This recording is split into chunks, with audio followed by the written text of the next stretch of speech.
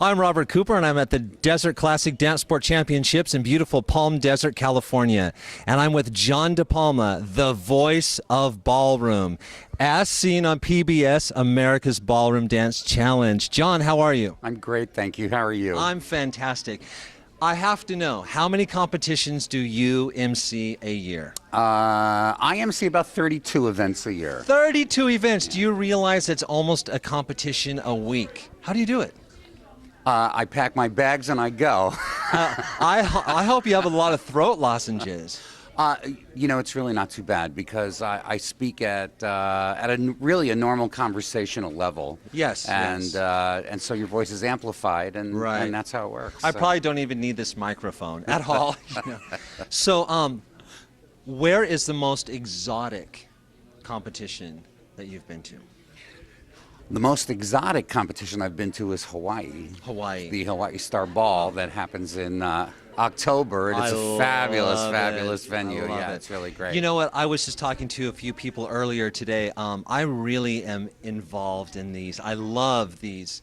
I call vacation competitions. Oh yeah, they're wonderful. And this is one of them. I mean, it is absolutely gorgeous here. Yes, I agree. I'd have to say that in terms of exotic, you know, the Desert Classic absolutely ranks right up there. Absolutely. You know, right behind Hawaii, I would really have to say. Yeah, absolutely. I feel the same way. If I couldn't get to Honolulu, I would definitely come to Palm Desert, you know, for sure. Absolutely. Yeah. Now, your wife, tell us who your wife is. My wife, her name is Marianne Nicole. Absolutely, and she's on the judging circuit continually.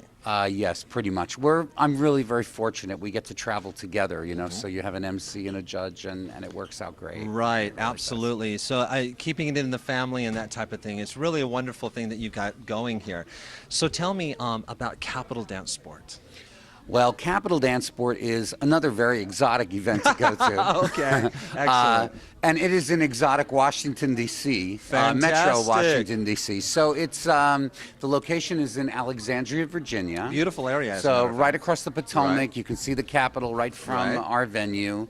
And it's our event. It's very, very exciting, packed full, 3 days, high caliber dancing, just like you see here at Desert Classic. Great pro-am dancing, terrific professional dancing. It's right before the United States Championships, so it's kind of the last hurrah on the East Coast before the Nationals. So tell me, how do you see, or what have you noticed that changes over the years in the ballroom dance arena? What's changed over the last 10, 15 years? In terms of... Well, size. Obviously, they're having a record entry this year. You know, it's wonderful. It's really wonderful. It's very interesting, and we're seeing an uptick in competitions throughout the country. Everybody is up. That's a wonderful sign.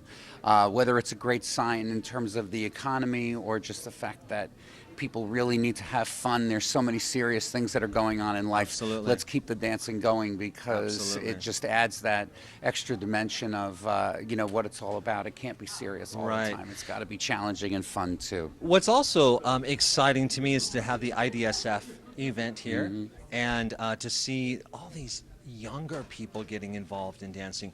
Now, I think that throughout the years, about the 25 years that I've been involved in ballroom dancing, I was much younger then, obviously, but I have seen that these younger and younger kids are getting involved, and I think it's really remarkable because it's healthy, it's very exciting, and it gives them an opportunity to get out and express themselves, you know? Oh, absolutely. I think that it's such an inspiration to see so many young people coming here and participating when they come for IDSF events. They come from all over different parts of the world. Absolutely. They're younger and younger. And, you know, as far as the United States is concerned, let's hope that it catches on like soccer did. You know, how many years ago, 25 years ago, what was soccer? Absolutely. You know, and now it's as big as football, if not more so. So I'm really hopeful that the same thing is going to happen with ballroom dancing because it's not necessarily, it doesn't carry the same kind of popularity in the United States, even though it should. I agree. I agree with you. At so many different levels for discipline and respect and health and fitness and artistry and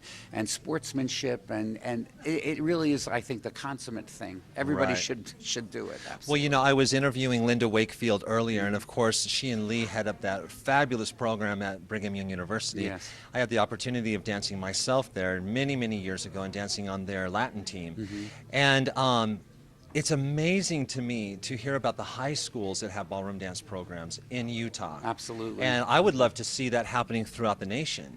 That agree. would be wonderful. Yeah. It's a way to really, really get involved in something that's just outstanding.